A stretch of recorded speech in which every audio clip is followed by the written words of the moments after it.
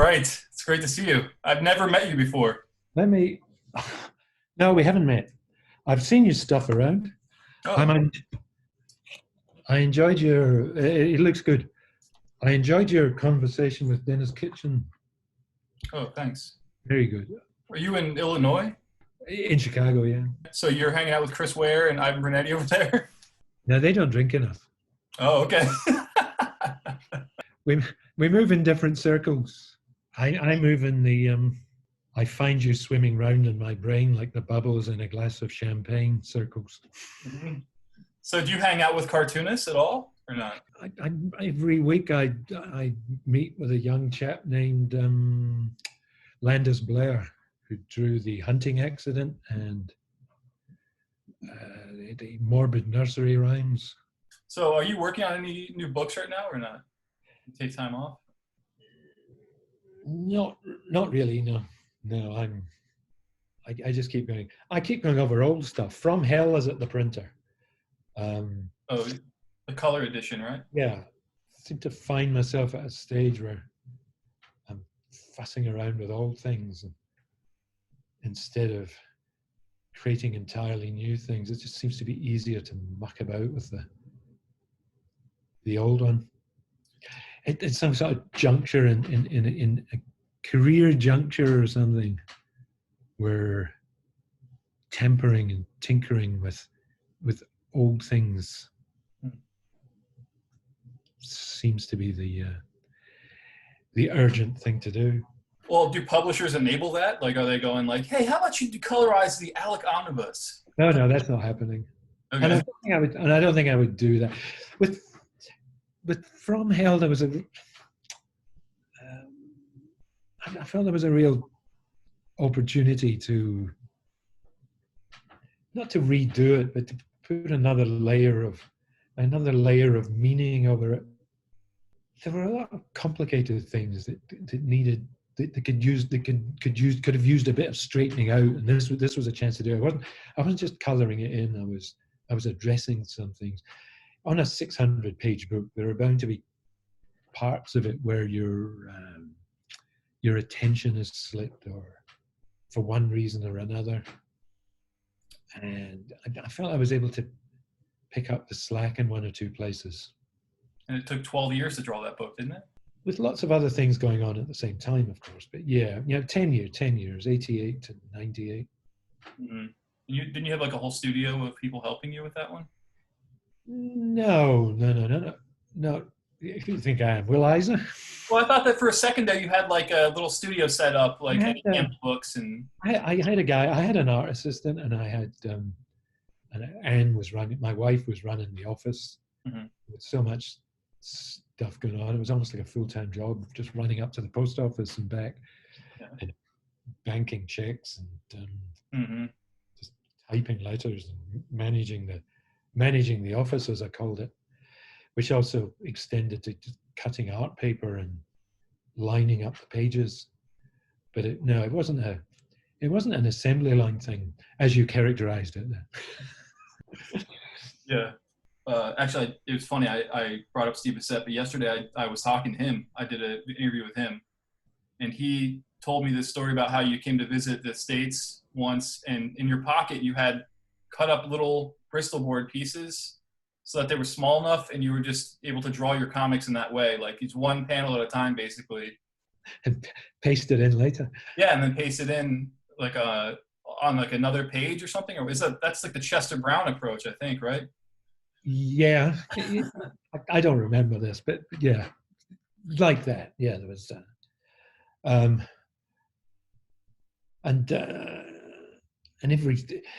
when traveling like that, every stop,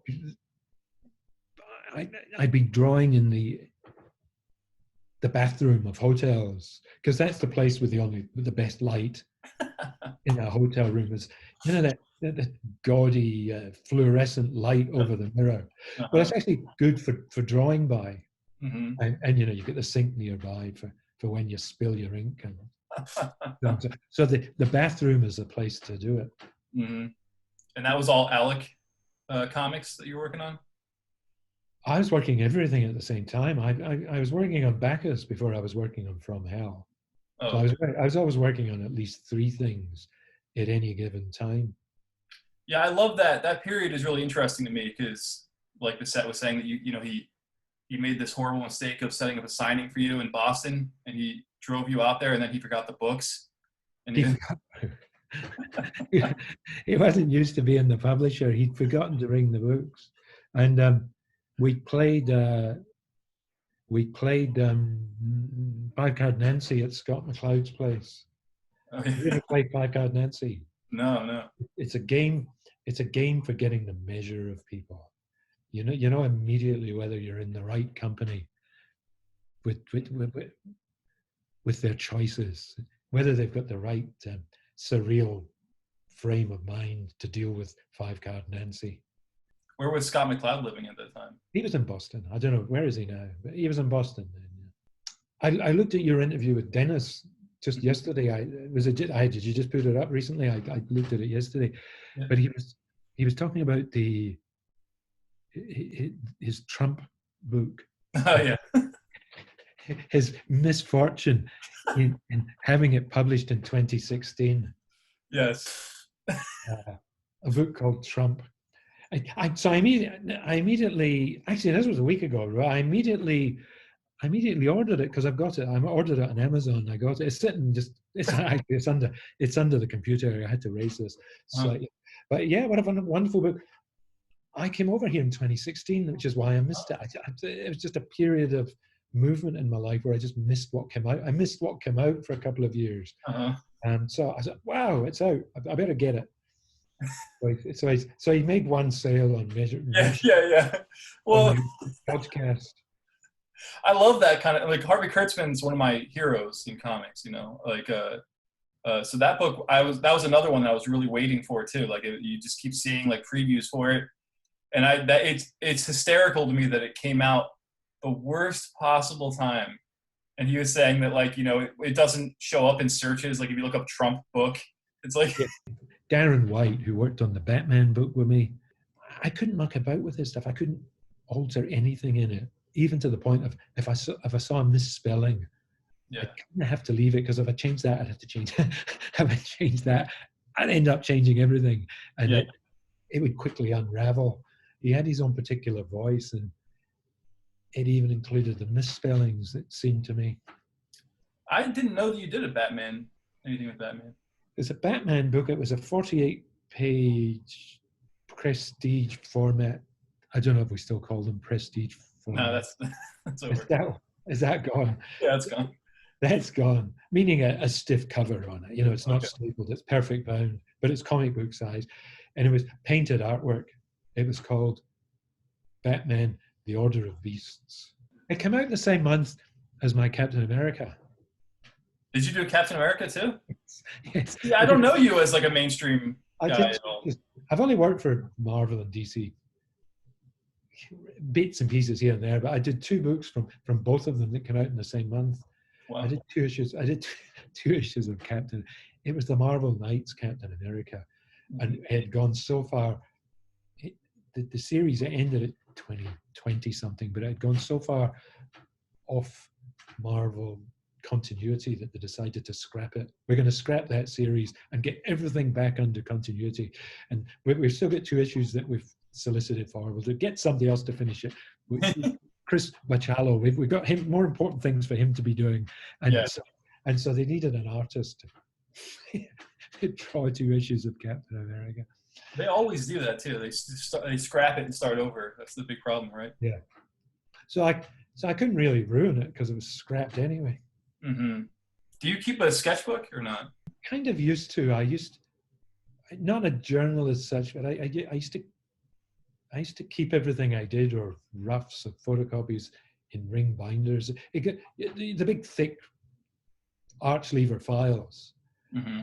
I got up to like volume 64, and I just moved I moved everything to London, and then I moved to the States after 12 months, I think. But it all broke down. But I'd shove notes in to remind me what this was, or what it was about, or who I met, or what the conversation was, and it all kind of amounts to a narrative, journal, I suppose. Yeah. Do you have any more like autobio comics that you want to write anymore, or do you think you're done with that? I don't know. I've got a book for which I have the title. It's very difficult to start during this pandemic. It's difficult to do anything. Mhm. It's difficult to even turn up at your desk. You know, it's easier to just lie on the floor all day and do nothing. And with the weight of the world's stupidity Mhm. pulling you down, and nothing gets done. But I've got a title. The title is "The Second Fake Death of Eddie Campbell" by Eddie Campbell.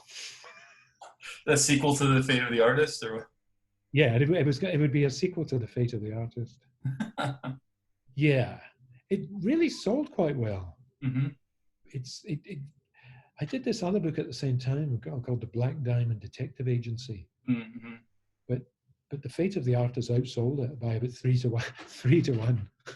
I've just finished a book about the cartoonist Kate Carew. She's the first great American woman cartoonist. She's on a world scale.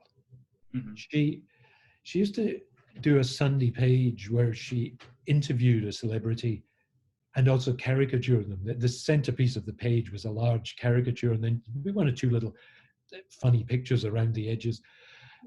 And it'd be an interview of about 3,000 or 4,000 words that sometimes spilled onto another page. But she interviewed Mark Twain, Mm. the Wright brothers, Wow. Pablo Picasso. She did about 300 of these interviews, many of which are hugely significant figures from the first 20 years of the 20th century. Her work is virtually completely forgotten. Yeah. But I was able to find it and revive it, and I've been reconstructing some pages that have come to me in bits and pieces, Hmm. crumbling at the edges, and I've been lovingly reconstructing them and making them work again. Wow. And it's a book. It's a great book, and but with this pandemic and this lockdown, I just keep going over and over. I'm polishing it. I've polished every phrase till you can see a reflection in it. Yeah, I've done similar. I've been involved in like this project on the side where I'm just I'm scanning in all these old Claire Briggs comics and Oh yeah, picking them up and then coloring them just to and posting them on social media and stuff just to get people to pay attention to his work. And then we published some of them in the latest issue of the Comics Journal. I did like just a 1-page short kind of biography of Claire Briggs' life, and then where are you getting the pictures? so I have almost all of his books. I bought the 30th anniversary Yeah. set. I've got And 5 or 7 of them. I think there were. I think I get 5 or 6 of them. I'm just missing one. yeah, But yeah, they're easy enough to get hold of for $30 usually. yeah. You can find them. You can find most of his stuff on eBay for fairly cheap, but it's only because there's like a few people that really care anymore. But like I have one of my favorite books of his is this one that's called Oh Man. Have you Yeah. heard of it? Oh yeah. It's like all his like kind of relationship comics between like a man and a wife and stuff, and they're so funny. They're great. So I've been scanning in all of those and cleaning them up, and I think I might just self-publish a book of that stuff, and try and get it out there. Or maybe I can get Fantagraphics to do it. I'm not sure. They're beautifully reproduced in those books. Those books are excellent quality, and Spot color too, just a little pink. oh, well, those ones. Was that yeah? Those were the other ones. The Oh Skinny and Oh yeah. Well, the Oh Man book that I have has just a spot color as well, just like pink on just like the people's faces. Basically, it's really okay, interesting. I haven't seen that one. Okay. I've got it. I've got a collection of them in a different set that are not got the spot color. Yeah, I don't know why they did that because Drawn and Quarterly Hmm. did the Oh Skinny book, Mm-hmm. and they did it. They've reconstituted the red. Mm-hmm. They would have had to have taken it out and putting it back in again, but it seemed to me Sure. like a rather counterproductive thing to do. Yeah. I think it would have been superior without the red. But why did they? It's such an interesting choice that they decided to reprint that book. Like of all this, like why? Why did they choose that? It's just a whim. I was talking. I spoke to. Was it Tom Devlin? I spoke to him about. I think I wrote a review of it at the time. Hmm. Yeah, it was just an odd. They happened to find the book and thought it'd be an interesting thing to do. It wasn't part of a bigger plan or anything. It was just a whim. I've got a book which I'm working on about the Midwest style of cartooning. Yeah. Wow. And there's lots of people in there that I've only just discovered, like Frank Wing. Do you know Frank Wing's work? No. No. He is unbelievably interesting. Very, very good. Mm. But completely. He did a book called The Photographed Album, which was mock photographs of your 1890s ancestors. He was doing this about 1915, so it was like 20 years ago, the gay 90s, when people used to pose rigidly for the daguerreotype or whatever it was. Yeah. And it was a book of mock photos, which was so photographic. He obviously had a photographic original for each one. Yeah. But it was the captions that accompanied them. In the facing page of each picture, there was a caption that accompanied it. But it's pure Midwest in its humor. Yeah. He did a panel comic called Yesterdays.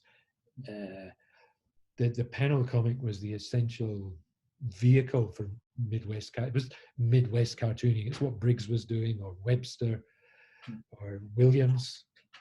Yeah. This is really wonderful. Do you have a big book collection or not? Yeah, I do. Do you have any McCutcheon? Yeah. I'll get most of McCutcheon's books. This one here. Very, very good. Yep, that would be 1902, was it? 1903? Yeah, I got that one. My copy is falling apart. Somebody signed it in 1908, because this is like when they bought it as a gift or something. 1903. Oh, yeah. Yeah. Yeah, I love McCutcheon a lot. He's great. And I have like a shelf full of just rotting old books, you know. Yeah, mine are in the same condition as the ones you're holding up there. Yeah, because we read them, you know. That's what it's. I buy them to read them. I don't care if they're pristine. You know. Yeah, I think that last one you had, my copy is an ex-library copy, and the edges of the pages are all spongy. You know, it's handled that it's twice as thick on the thumbing edge as it is on the bound edge. Just, you know, from constant thumbing, it's that the papers become spongy. Do you have any interest in like New Yorker cartoonists? It's not really your. It's not really my area, but I've got books of New Yorker cartoons. Yeah, I've got some of that. That stuff's kind of easy to find. Like on the same shelf here, I have this one. Do you have that? I Could Be Dreaming. One Day. Yeah. Do you know who, I don't have that one, but do you know who is great?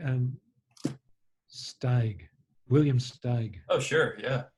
Yeah, I've got some of that stuff. He's supreme. He is the master New Yorker cartoonist. I mean, this one you can find all over the place. You have that? Yep. Yeah. Only other cartoonists are interested in this kind of stuff, you know? Yeah. Steig, of course, is the man who he did children's books later in his life, one of which was Shrek, which turned into this huge film franchise. But his early cartoons are wonderful. Yeah, there's such a looseness. That's a thing I wish I could figure out. Like I'm still figuring that out, how to just loosen the fuck up and just lay it down and know exactly. I guess you have to have drawn for a long time before you can really achieve that successfully, you know. And drawn continuously. Because if you haven't done it lately, if you haven't done it yesterday, you lose that facility. Mm-hmm. There was a famous violinist. He said, if I miss a day's practice, I can tell the difference. Huh. If I miss 2 days' practice, my fellow musicians in the orchestra around me can tell the difference. If I miss 3 days' practice, the audience can tell. Yeah, yeah, I can relate to that. Can't remember who it was. Somebody wanted me to talk once about character design. Hmm. It's not something that's ever interested me. I've never been able to design a character before starting a book. Hmm. Yeah, I don't do that either. You have to get the character up, walking about. He does things, he says things, he reacts, Hmm.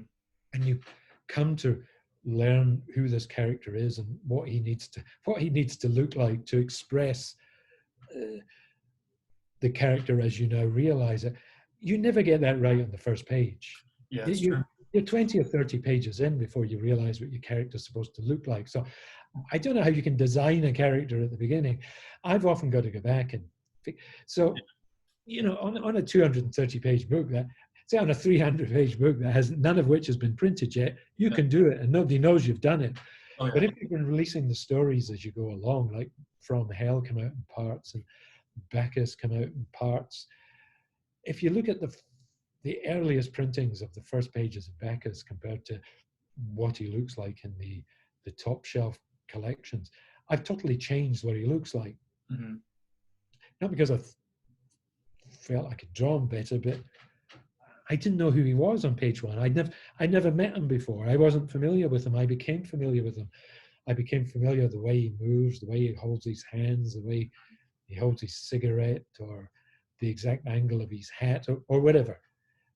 The way his face moves when he grins, or the expressions. You can't know all that on page one. You have to learn that more or less the same rate as the reader learns it. So to some extent, you have the opportunity when you reprint, you have the opportunity to go back and fix things like that. Did you do that? Yeah. With Bacchus, you went back and yeah. And I'm doing it a little bit with From Hell now. I get the chance to do it with From Hell. With Alec too, yeah. Not a complete overhaul. And not because I can draw better, mostly because I didn't know these characters yet. I'm drawing characters that I didn't know yet. I don't write a whole thing out. I don't write a story out before I start. I make it up as I go along. Mm-hmm. I may letter 2-3 pages ahead of where I am, but I can't write the whole thing. I don't know the whole thing yet. I don't know where it's going. I may get a better idea, and I may get a whole other subplot or another scene. When things were still being published in parts, and I could do From Hell and then switch over to Bacchus and then do a week of Alec or whatever. But latterly, we have to sign up for a project, and to get it delivered on schedule, you pretty much have to work on it full time and think of nothing else. Mm. What was the last book I did like that? Would be the book I did with Audrey, Bizarre Romance. Have you seen that one? I have seen it, yeah. Mm-hmm. No, just to get that in time. I didn't have time to muck about. I had to just buckle down and work on just that. And we rarely sell enough to see any royalties at the other end. Yeah, that's true. Well, I mean, you must have this. Alec, I'm sure Alec does. Unless it's something like From Hell. What were you going to say? The Alec books? Yeah. Well, yeah, Well, nobody paid me to do them in the first place, but I always find a way to package them and keep them in print, package them in a different way. I mean, the last way being the huge, big 600-page book. Mm-hmm. But all of them, they'd appeared in bits and pieces. I used to do pages 1 and 2 a time for anthologies. There used to be anthologies around, like Dark Horse Presents or something like that. And then I'd gather the stuff into a book. Most of the publishers I'm working with in the 80s and 90s were small hole-in-the-wall operations that they fly-by-nights. They were in business, then they were disappeared. You never heard of them again. Mm-hmm. And they usually always went out owing you one check. There was always a check that you never. There's always a check that you never got for. But I never done anything that didn't come right in the end. And I remember, and I usually say this to people asking me about wanting to be in comics. You have to actually believe you're in, when you're just starting, you have to actually believe you're in comics. You have to be a little bit mad. You have to be mad enough to think you're actually in comics now. And the work I'm doing right now, I'm doing it so that it's print ready. I mean, I used to have zipper-tones cut, everything. It's black, print ready artwork. And I'd keep it under the bed. I'd photocopy it. I'd go to photocopy it, but it was like I was going to mail it to a publisher, wrap it up, put it under the bed. But one day, the day came when somebody wants something from me, and there it is, print it, and there'll be some money in it, $10 a page or whatever. But it would come out again later. So, and I'd make more money again. And so everything I've ever done, that, unless it was completely stupid and worthless, I did eventually, it paid for itself. Yeah. And so I always say, do the work. In your head, you've sent it to the publisher, and there's a check in the mail. The check may take 10 years to get to you. It may take 20 years, but you're mad, you know. So what do you want with money? There's a check in the mail. It may take 20 years to get to you. And if you have that attitude, you, instead of thinking, I wish I was in comics, what the hell does that mean? You do a comic. Yeah. Being in comic doesn't mean you're going to get any more love from the world than you got from yourself when you shoved it under the bed. People are not clamming at your door begging to give you love. Very often there's a book in print, you never hear anything about it. It'll be reviewed in 2 places and you'll never hear anything about it again. It's true. It's so true. Yeah, you work really hard on a book, and you're thinking, this book is gonna, change my life. This is gonna explode the world of comics. People can't wait to see this, and it just disappears. And it's interesting because that disappointment kills a lot of cartoonists, because they get into this thing thinking that they're the new hot shit or something, or that they've really found a career, and then they realize what they've actually gotten themselves into, and they just go off and become an electrician or something instead. Or you 50 years later, somebody gets your book, finds your book in a junk shop, and notices that the edges of the pages are all spongy, and what a terrible state it's in.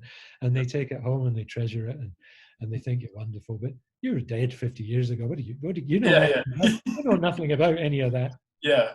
What does it matter? So you would tell somebody, like, if they came to you and said, I want to be a cartoonist, you wouldn't take them aside and say, listen, think about what you're really. Well, no, I'd tell him the story. I'd say, if he doesn't already think he's a cartoonist, he's not ready yet. Yeah. If somebody didn't introduce themselves to me as a cartoonist, you just believe him. He should be bold enough to introduce himself as a cartoonist. And then I will say, well, I'll be the judge of that. Let me have a look. I didn't go to art school. Did you go to art school?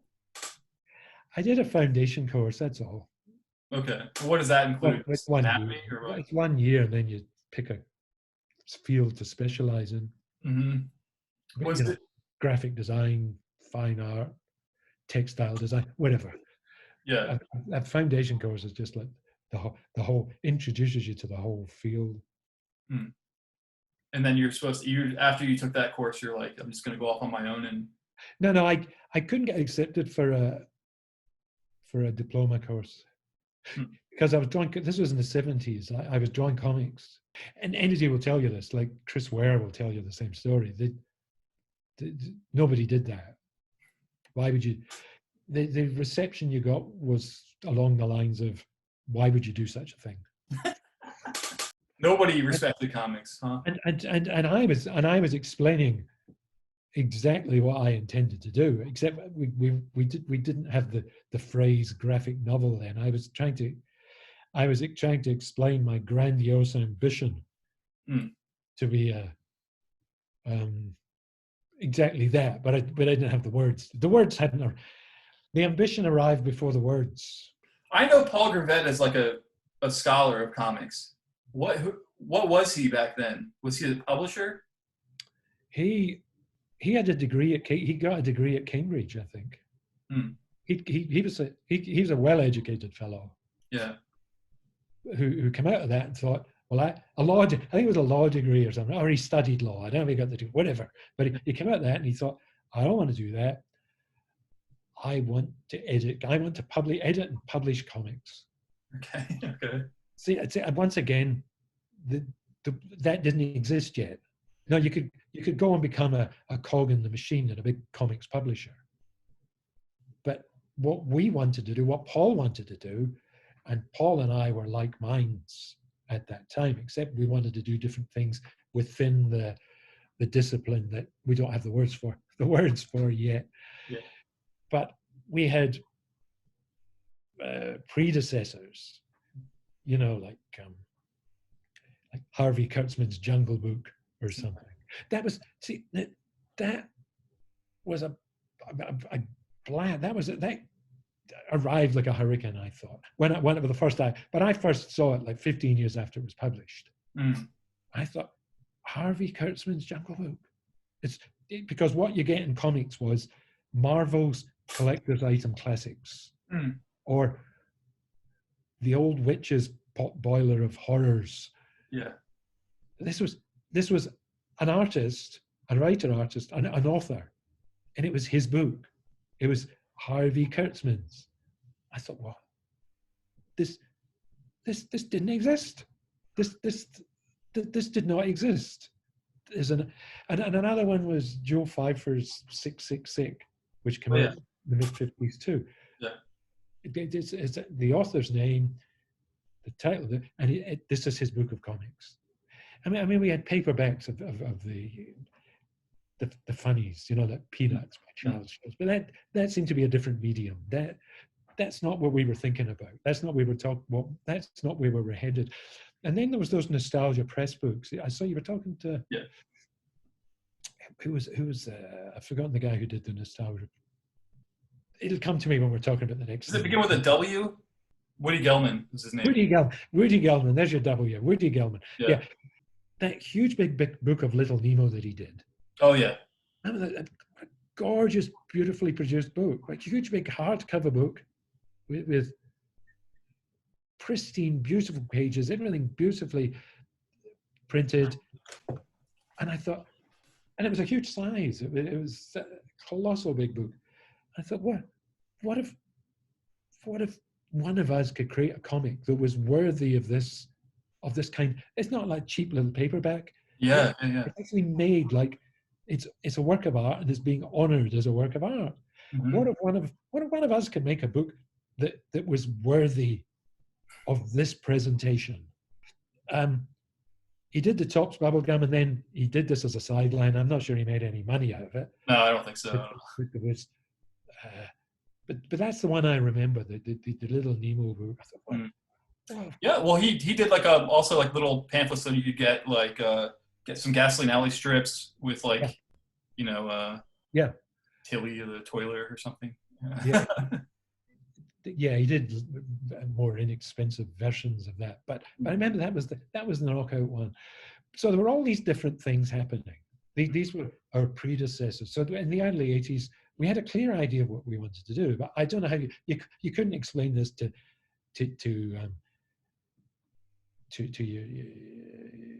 a table of art people.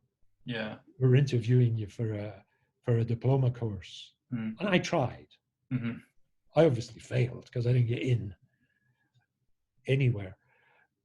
But I knew exactly what I wanted to do. I could see it in my head exactly what I wanted to do. That was about 73, 74. Was the year I did the foundation course. But I met Paul Gravett in 81. So that's like 6 years later. In the meantime, I'd been working in a factory cutting sheet metal into rectangles. I did that from 77. I did that for 5 years. I stepped down the ladder of opportunity. till, till I was I was finally doing unskilled work in a factory. It wasn't there was skilled work in this factory, and they couldn't understand why I wasn't interested in doing that. I said, no, I'm all right here. I just operating this guillotine, Yeah. sand, cutting sheet metals. Yeah, I got the measurements and the gauge and cut, took the metal from different piles and cut them up, give them a heap that they wanted. And then I went back to reading. I got one of the guys to make me a little lectern. Give him £5 or something to make me a lectern, and I studied every subject under the sun. I studied logic, philosophy. I read a book on London dance bands. I read a book on boxing. Wow. And which was kind of the beginning of they all led somewhere. Everything, boxing led to the Goat Getters, my book from 2 years ago. Or I read Robert Graves's The Greek Myths, the 2 volumes in paperback of the Greek Myths, which led to Bacchus. Yeah.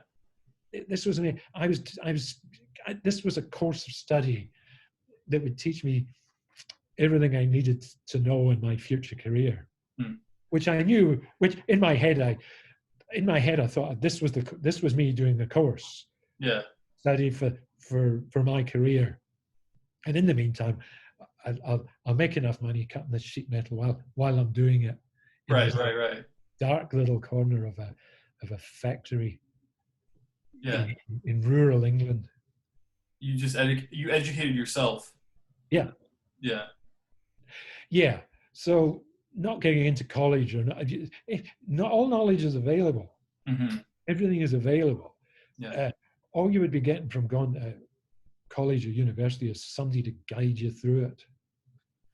Yeah. There's a lot of people in comics that are like that. And what it reminds me of right away is Harvey Picar, who just seemed like he just had a really curious mind and educated himself on like jazz, for example. And so he started writing papers on all sorts of things, on politics and things. But what was he doing? He's working in the mail room of the hospital or something? He was a file clerk at the hospital. At a hospital. And he just did that. It was mindless work, like you're saying, and it earned him a paycheck and benefits, things like that. And that sounds great to me. So when Paul Gravett started Escape Magazine, was that a magazine you'd find like on a newsstand, or was it only in comic book shops? There was the first issue had 1,000 copies. Oh, okay. I think the second one had 2,000 copies. It may have gone up to 5,000 copies. You may have been able to get it in specialist shops, but you wouldn't have got it in newsagents. Yeah. But he'd set up at a convention, at a comic convention, and then you could come and he'd go around at comic conventions in England. And were you doing? I think it ran for 19 issues in the end, but it got to the point after 4 or 5 issues where he was able to pay £10 a page. Well, that was a lot back then, right? I mean, £10 sterling. No, it wasn't a lot back even. Actually, I think they still pay that now as a page rate. I think when I was working for a living, I was making about £70 or £80 a week. But if like when Phil Elliott and I got a strip in Sounds, the weekly Sounds, we get £50 for a strip. Yes. And when either of us got in the NME, the rock paper, we get £75. Damn. This was on a week when I was doing a 9 to 5 and making £70. And there was 1 week where I was in Sounds and the NME, so I made £100 in a week, where my day job was giving me 75. I made 100 for doing comics in my spare time. So this is when I start to realize that maybe I'm almost there. Yeah. I'm almost at the point where I can lose the day job.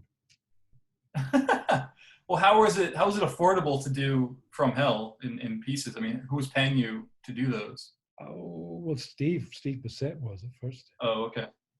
And the page rate was probably similar, $10 a page? $75 a page. Okay. Jeez. I can't remember. I remember there was a period I could get more money for Bacchus than I could for From Hell. Wow. I used to get $200 a page for Bacchus back in the 90s. Damn. That's I, great. I was making a nice living because I worked fast. I worked quickly. Mm-hmm. Um, and I could still manage to do the Alec stuff, which a lot of the Alec stuff I didn't sell. I just, I did that because that had to be, that it was necessary to do it. Yeah, and I was able to pay assistant and a daily wage. I can't believe that. That's Uh, amazing. but it was totally contingent upon me getting enough work in Mm-hmm. to do that. So we had to turn out a certain number of pages a week to justify, to make the whole thing work. Yeah. So we tended to work very quickly. Those were like days when you go to a convention and the convention after party would actually be like a really impressive event, right? I mean, it'd be a lot of fun. Yeah, and publishers would have parties. Yeah, publishers would throw parties. But the whole industry has greatly shrunk. And when I started publishing my own books, I made more money publishing my own books than I would make selling stories to publishers. I was selling 8,000 copies when I started Bacchus. Mm. When I published From Hell at first, I got orders for 6,000 copies from Diamond. Wow. Oh my God. No, that's nothing. Oh, really? See, that's how much things have shrunk. I'm like, wow, that's great. This is an Alan Moore book, and I get so. So I made it. That's why the first editions are in such shitty paper. I did what I thought I could afford, what we can afford here. Wow. But later on, the top shelf edition is much better than mine. But so I've got orders for 6,000. I had to decide how many to print. Mm-hmm. I thought I'll use that. I know how much I'm going to get for that. I'll use the money I get for that. I'll print 12,000. Yeah.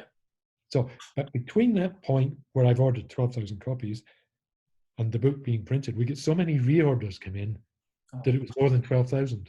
Oh, okay. I'd sold out that before it even arrived. I had to immediately order another printing of 10,000, which was sold out by the end of the year. And I think it was the third printing it coincided with the movie. I printed 30,000 copies. Hmm. By the time I was up to the fifth printing, I'd printed 65,000 copies. Why was it only 6,000 copies initially? Well, that's what I mean. I thought, do these people not know that this is? They not know the value of this? Yeah. Wow. It's done hundreds of thousands of copies now. I've no idea. 200,000 or 300,000. I have no idea. Does it make you sad that when you said 6,000 copies, my response was, "Wow, that's great." Well, yeah, I don't know what I'd do now. I don't know how you make a living out of this stuff now. I have no idea. You spin a lot of plates. And From Hell it still sells. Mm-hmm. It still sells so many every week. Uh-huh. Did you like the movie or not? But we're up. I think we're up to the 19th printing or something. Jesus Christ. No, the movie it wasn't over. They didn't need to use our book. They could have. Well, they didn't. Yeah. I don't think they did. I don't know if they did use it, but I think in Hollywood, in Hollywood business, somewhere in the paperwork it must say that they've paid for the property. Mm-hmm. So they've bought a property, which might just be a title, but they change the title. They can change the title, but somewhere in the paperwork, somebody's going to get it and say, "Well, we haven't bought this property." You can't say you've made it up, because they don't think their people can make stuff up. Yeah. They have to have bought it. They have to have bought a property. This is all off the top of my head. I'm making this up. I've no idea how it works in Hollywood. But this is what I think must happen because so often they put something up. They've bought the property. They've changed the title. They've changed the story. You think, why did they need to buy something? I think it has to show in the paperwork that they've paid somebody for it because they're taken care of. They haven't stolen it. Yeah, right. Paid somebody for it. They can't get accused of stealing it. Yeah, that makes sense. I think that's it. That's my theory. Is it, because they deviated from the source material, doesn't that just make it more eligible for more options and adaptations and stuff? Like, wouldn't they maybe like Netflix is like, well, we could turn this book into a like a mini series or There was something. talk of doing From Hell as a miniseries, but Yeah. that was 3 or 4 years ago. It's gone quiet now. Oh, okay. Was that Netflix or something? I the guy who owns it, Don Murphy, I think he was talking about HBO or something, but it's gone quiet. I don't know. It's gone quiet. He announced it somewhere. It was announced in Variety or something. Because I remember talking to somebody. I talked to a lawyer about it because we didn't know where the contract was or the rights or whatever. It's the shambles. It's a complete shambles. Yeah. After that was a movie, does that make people sniff around for like, oh, maybe we could option your Alec material for something? Like, does that happen? Well, that was optioned for a TV show for a while, but nothing happened. It was 2008. Oh, okay. It was exactly the moment of the global financial crisis. Yeah, yeah. Everything that the network was, they cut in half everything that we're going to do.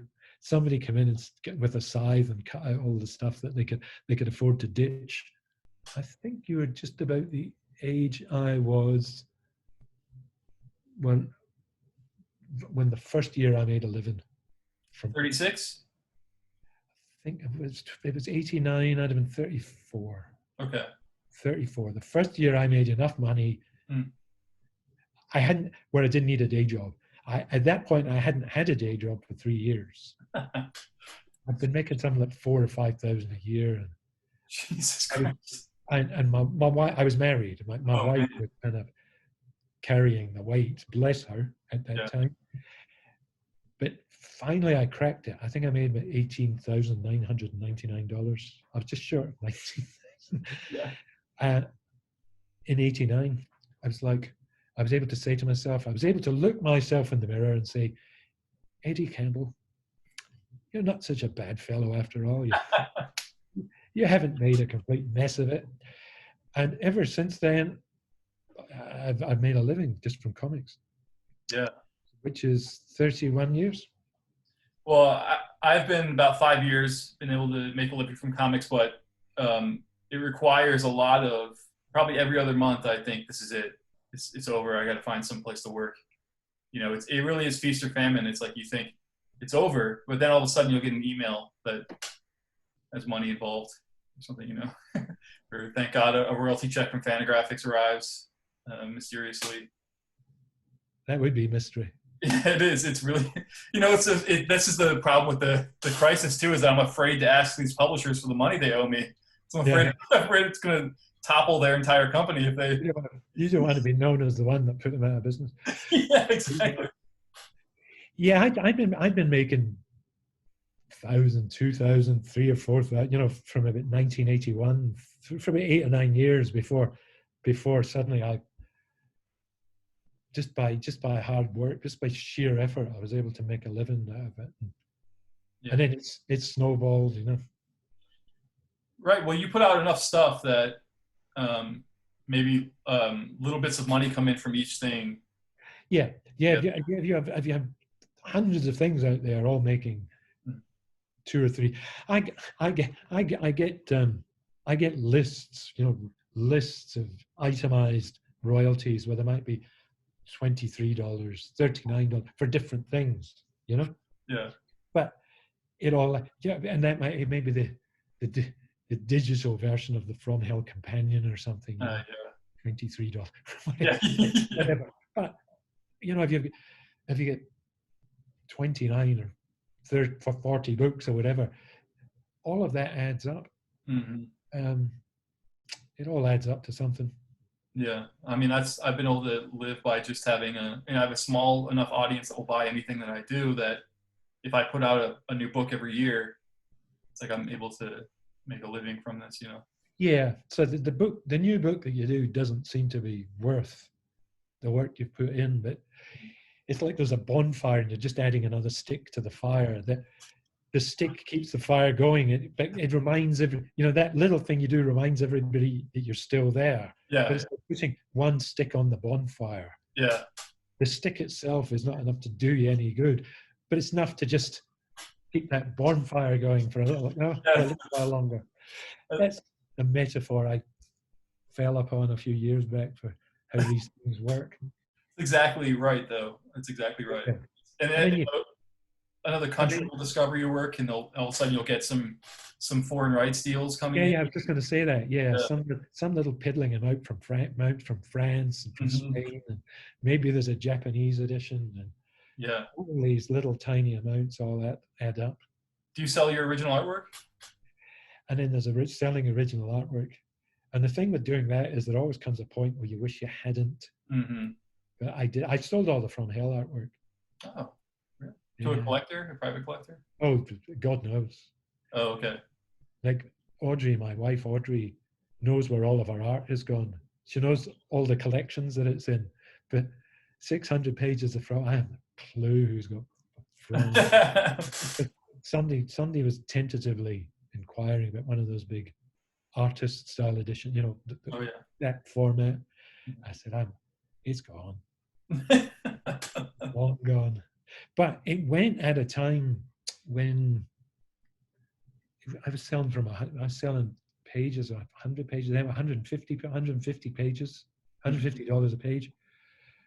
But it all went at a time when my monthly Bacchus comic was really, the sales figures were dwindling. It was down to 2,900 copies, and it was down to 1,900 copies. It started at 8,500, and we did a reprint of the first one, which would have made it 10,000 for the first one.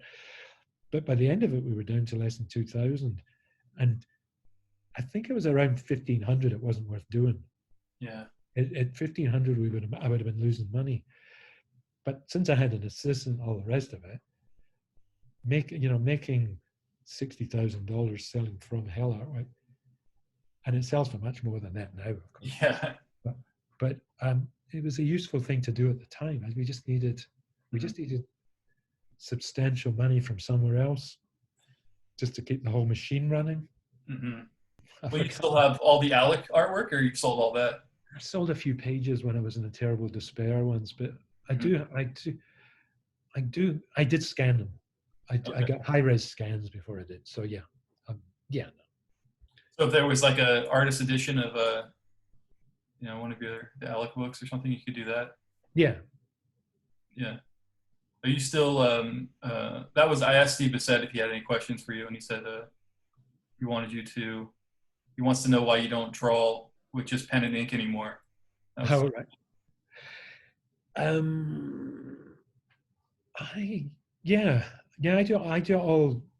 I do all on my computer now.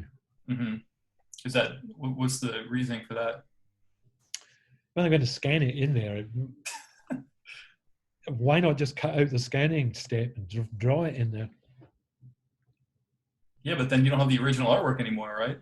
No, I don't. There's no original artwork. I've got whole stories for which there's no original artwork. But it just seems to me a wasteful step, because I don't draw a black drawing and then color it in. I might start a page by throwing a lot of yellow down. Really? Wow. And then cutting into the yellow. I don't draw a picture and then color it. Wow.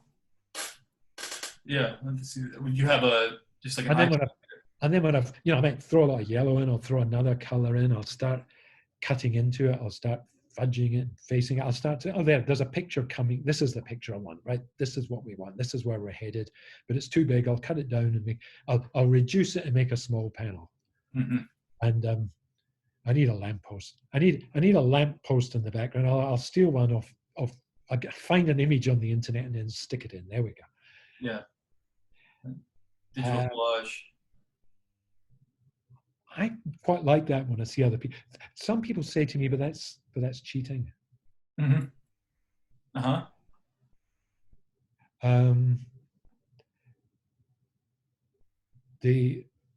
Have you seen my book, The Lovely Horrible Stuff? Oh yeah. Uh-huh. All the way through that, I've rendered my hair by photographing it. Yeah, that's right. And then just dropping it on the figure, kind of quaffing it or molding it a little bit till it looks Like, but it seemed to me a much more satisfactory way of doing hair, because hair seems to me to consist of tiny little lines that are too impossible to draw. Mm-hmm. And this was a way of doing it. I remember somebody was discussing it online somewhere and said, "But this is cheating. Why doesn't he draw there?" And Haley butted in and said, "You know, it would have been much easier to draw the hair. Yeah. You know that going in the bathroom and setting up the lighting and photographing his own hair." Mm-hmm. And then taking his camera back, plugging the camera in the machine, downloading all the pictures, and then eliminating all the backgrounds, sizing it, and then warping it to fit the tiny little head. You realize it would be easier just to draw it, don't you? Yeah, yeah. The guy, So is that about experimenting? was accusing me of cheating. I'm interested in that though, because does that mean, is it like you're more interested in experimenting with your art now than you are just continuing doing things the way you would have done back then? Like you're just trying to keep yourself inspired or something?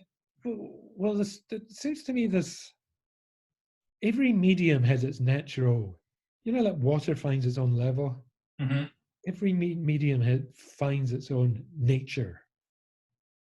So we used to draw with ink, draw with pencil, ink it over. That's another thing I don't do, by the way. What? When I work with someone, I don't pencil and then ink. Oh, really? I might pencil a figure, ink most of the figure. I used to give it to Pete, and I might have given it to Pete then to do the background. And I say, I'll put another figure in there in the foreground, something like that, while you're about it. Mm-hmm. And maybe some clouds in the sky. But I never ever worked on pen. I mean, that's an absurd way to work. I don't understand it. It's completely absurd. Why do you pencil the whole book and then ink it, or pencil a whole page? And to me, that's absurd. I don't get it. Why would you do that? I'm interested in picture making, the business of taking the material, wrestling with it until it results in a picture. And now that we've switched to doing it on the computer, the whole nature of the picture has changed. So that if we want a cloud in the sky, it's easier to get one from a photo, put it in there, than to paint a cloud on the sky. Yeah. I'm not in the business of making artifacts and selling them. Mm-hmm. I'm in the business of telling a story. And if I steal a cloud in the sky and make it, why is that cheating? Am I in the business of showing off, or am I in the business of telling you a story? Yeah. I'm in the business of showing off that I can paint a cloud, which you and I will take as a given. Yeah. I can paint a cloud. I've painted so many clouds. I don't need to prove I can paint a cloud. I'll just get one off the internet. I get one off my own photos. It's best if you've got your own photos. I'll look through my own photo file to begin with, see if I've got a cloud there. If I've taken it, it's mine. I can use it as a background in my picture. But in The Lovely Horrible Stuff, there's a scene under the water. Under the water, there's the stone. Remember the stone money? Yeah. The stone money is sunk to the bottom of the sea. It's hit the sand at the bottom, and sand has risen in billowing clouds. I got a picture of smoke off the internet and stuck it onto this underwater scene. It looks like billowing sand. Yeah. So there's a certain kind of wit in using one thing to be another thing. Yeah. You use it by using one thing to stand in for another thing. Yeah. And that it requires a different kind of eye, a different kind of skill. There are images on there. There are images in the lovely horrible stuff that look like they're photographs, but they're not photographs. I just do them. I drew them screen size, and then shrunk them down to that size to be a tiny little panel. Yeah. And once they've been shrunk, they've been shrunk to 800%. But once they shrunk that much, it looked like a photograph. Yeah. Because the lighting and everything was completely understood. There's several panels like that. There are also ones where I've stolen photographs. Mm-hmm. But they were my own photographs because I went to the island and photographed the trees and everything that I wanted. But if I photographed it and it's in the computer, what's the point of copying it into a drawing? Yeah. I've already got the material. I went a long way to get it. Mm-hmm. Why don't I just show you the photo? Because I'm telling a story. I'm not in the business of showing off. I'm in the business of telling you this is what I did. I went here and here's what I brought back. In the old days, we had to turn that into a black drawing because we're doing black and white art and I couldn't show you a colored photo. Mm-hmm. You know, so this is the nature of the medium. We can mix all these things up. We can mix up I can mix up this cartoon image of Eddie Campbell or Alec or whoever is supposed to be this month, this Eddie Campbell with his photographed hair. Mm-hmm. It took longer to put in there than it would if I just drawn it. But to me, there was this kind of nutty consistency about having this photographed hair in every panel. To me, I don't know why, but that was the image that was the image that I wanted to make. That was the image that I saw in my head. Claude Monet said you can't paint a picture unless you have it in your head first. Yeah. So that was the image I saw in my head. And rather than argue about it, if you argue with it, you're not an image, you're not a serious image, you're not real, you're a cheat. Make the image. Once you've made the image, it suggests another image, and so on. You're making more and more images until you've got a book. Mm-hmm. There's one in that book. In most of my stuff, I have done it, but in most of my stuff, there's one place I don't cheat, and that's on the lettering. All hand drawn? I like hand-drawn lettering. Yeah, me too. I waste so much time on that lettering you wouldn't believe. And that's why people use the computer fonts. They save so much time. Yeah. But, if you've misspelled something on the computer with your hand-on lettering, it's easily to just lasso those letters, move them along and copy an O from up here and drop the O in there. You know what I mean? It's easy to fix. But again, that's the medium. The medium lets you do that. Mm-hmm. But maybe it's just that people love your drawing so much, that they want to get, if there's a new Eddie Campbell book, they want to get as much of your new drawing as they possibly can. And if there's a panel that's a photograph instead of a drawing, they feel like they're not getting what they really want, which is how you would have interpreted that drawing or interpreted that photo as a drawing, Yeah. This will happen. Yeah, not saying that you owe anybody anything. I'm just saying that that's a reason for it. I was just going to ask that. Do I owe it to? Yeah. These the thing I've seen in my head is the book and the effect of the book. Yeah.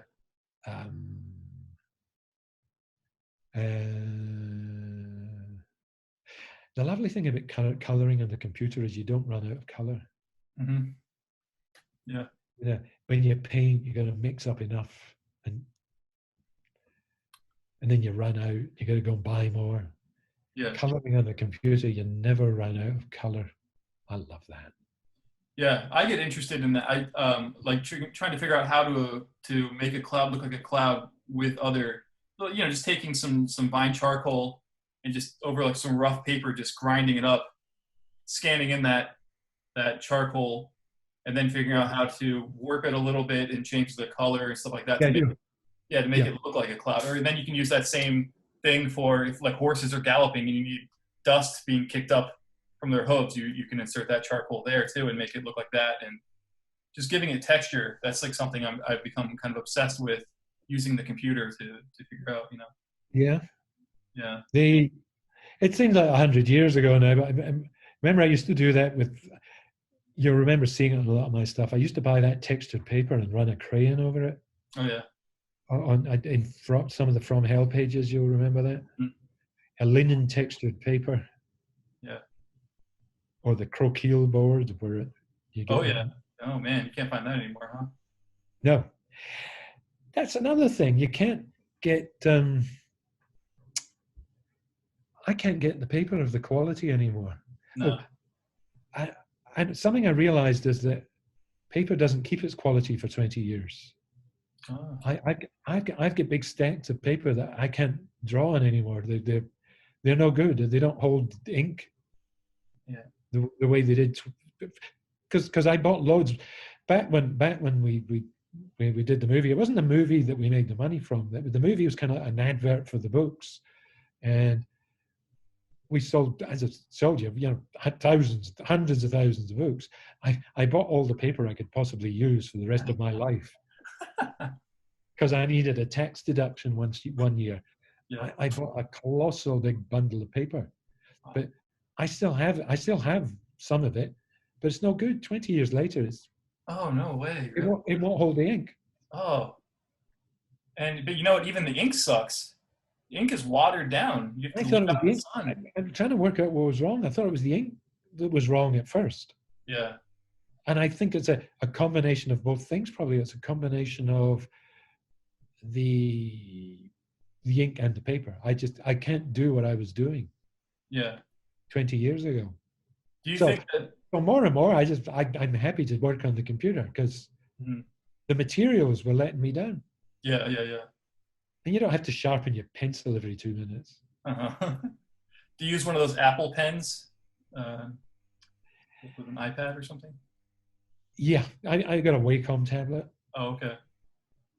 Yeah. A lot of the time, I just use the touchpad. Hmm. If I'm just coloring, I'll use the touchpad. Yeah. Yeah. Yeah. Same. I only get the tablet out if I need a certain quality of line. Mhm. Do you still enjoy drawing? Is that something that kind of changes over time? Um, I haven't enjoyed drawing for 30, 30, Really? 30 years. Sometimes sometimes I'll enjoy drawing, but it surprises me. Hmm. I did a book recently.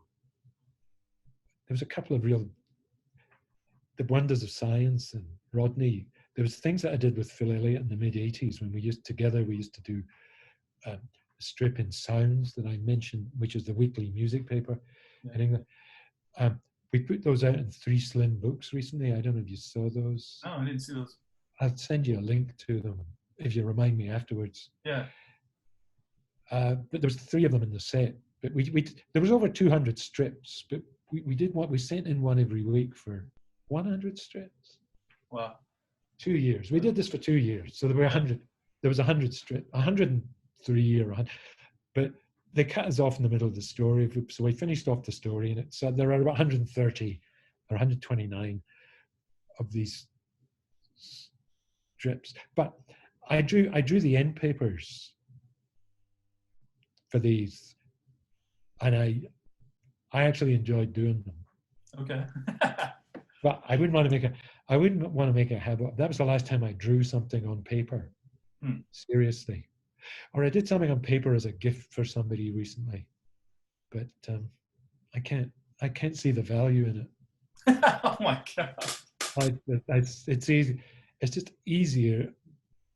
It's more natural to just open the computer and do it on there.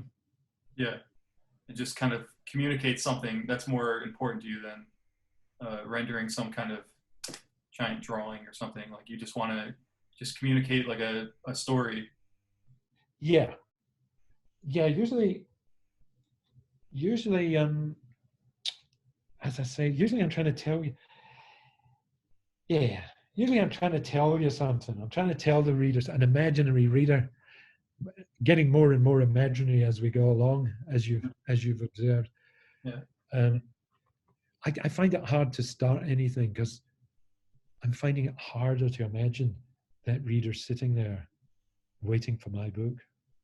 Oh. In the early days, I had the arrogance or the confidence to see him. He was across the table from me, this person. That might be a girl. I'd see him across the table waiting for me to finish this. There you go. I'd pass it over and say, Have a look. What do you think? In my head, somebody was looking at it. Yeah. Just as somebody was writing a check for it. Yeah. When I was mad enough to think, and when I was publishing Bacchus, I'd get letters or I'd read complaints or whatever. But I definitely had the sense that somebody was reading it. Mm-hmm. And the last couple of things I've done, I don't know, I'm not getting that kind of feedback. Yeah. I'm not certain. The person who was, the person has become misty. The person who was sitting across the table waiting for me, he's disappeared. He didn't come today. Yeah. My imaginary friend Yeah. stopped turning up. This is why I'm thinking of doing the second imaginary death of Eddie Campbell. Yeah, please do. By Eddie Campbell. Mm-hmm. It's like the by is almost part of the title, but it was like the first one. I remember I just started it, and the first pages. I can't remember the first page. It's not. Sometimes you hear them call it writer's block, but it's not that. The artist wakes up and he's sick of himself, his art, and his audience. And then there's a picture of the artist, can't be bothered getting out of bed, and he's saying, "Fuck off." and I was telling Neil Gaiman about it. I said, "You know when you reach that point?" And he said, "No."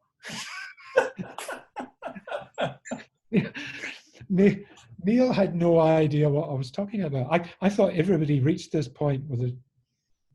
And Neil said, "No." I'll get there within the next couple of years, I'm sure. Oh, speaking of Neil, don't forget that book that I did with Neil. Did you see that one? The Truth of the Cave in the Black Mountain. No, I never saw that. 2014. So it's only 6 years ago. It was one of my recent books. And it was like the comics world kind of ignored it. Yeah, I never even saw it. It came out from HarperCollins. You can Google the title. The Truth is a Cave in the Black Mountain. It's an 80-page book that Neil and I did together. It's the book version of the stage show that we did. I'd say that we did, but it was Neil's show that Neil did this stand-up reading. And they had my pictures projected behind him, and we had a string quartet. Oh, that's great. Yeah. But it wasn't a classical string quartet. It was a kind of rock and roll string quartet. They're brilliant musicians who know they could play classical music any day of the week. But they've all got the pedals and everything, the fuzz pedals. And they're a great rock and roll, violin, viola, cello, 2 violins. And this was a show, we first put it on at the Sydney Opera House in 2010. Wow. And we revived it 2013, I think. We took it we did San Francisco, we did Carnegie Hall. Jesus Christ. And we did 2 shows in London. And this was all timed. I put together the book of it using the Neil's narrative, his words. Yeah. I took the pictures that I already designed and designed it into a whole book, for which I had to create other pictures, little bridging sequences and things. And real nice. I'm gonna find that now. Nice little book. The Truth is a Cave in the Black. It's painted up. Not a single photo in it. There was a photo. It all takes place in Scotland, and the characters wear kilts. Oh, okay. Cool. And there was a Highland cow in it, and I'd used a photo of a Highland cow, but Neil gave me a very disparaging look. Because I just dropped a photo. So I had to draw. I just drew over the photo and just kind of scribbled a bit to bit, but I traced over the Highland cow. I thought the Highland cow says what I want to say. It's that Highland cow. That's the one I want in the art. I'll just trace it. And it's not like I actually went out and found a cow. I just got it off the internet. So I drew the cow in, and we're right. It's a good. Everything's now artwork. But what was I going to say? Yeah, no, it was great. It was great. Oh, and I used at the end of the show. At the end of the show, Neil would talk to the audience for a little bit, and I'd come on wearing a kilt, and I'd give him hell. I'd give him hell about this or that. But it was different each time we stopped because we it wasn't a script. We were just making it up. But it was a lot of fun. I think it was 6 years ago we Wow. took that on the road. That's cool. Does he live in America, Neil? Or Well, he was stuck in. Well, during this lockdown, he was stuck in. He was stuck in New Zealand for a long time, and I think he's been in England. He's been based in England for a time because of the Good Omens series, which they made over there. Yeah. So I think he was the showrunner on it. So he was hands on with that all through that, and which is great show, by the way. Yeah. If you've seen it, well worth seeing. He's always busy. So that was me saying to him, you know, when you just grind to a halt, you just had enough. And I was like, fuck off. I said, you know that feeling? He said, no. Oh shit. All right, Eddie. It was great talking to you. I really appreciate that you gave me this time. Okay, Noah, thanks very much. That was good.